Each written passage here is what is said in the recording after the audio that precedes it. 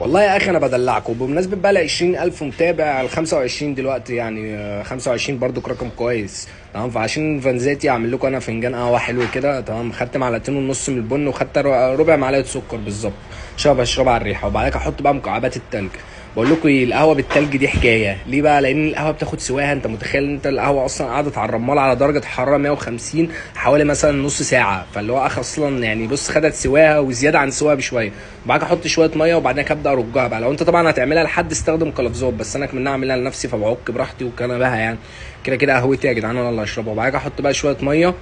وهبدا دلوقتي ايه بقى، هنزلها وارجها تاني ماشي. وبعدين هبدا بقى ايه، احطها على الايه، على النار. حطيتها على النار بقى وسبتها كده، قعدت بتاع نص ساعه. فطبعا عذبتني على ما شربت فنجان قهوه. فلو انت ما عندكش وقت، ممكن على ما تيجي من الشغل مثلا حطها وخش خد شاور، او الصبح وانت صاحي. وبعدك بقى اعمل لكم دلوقتي ايه اهم حاجه. طبعا اول ما تنزلها، هتنزلها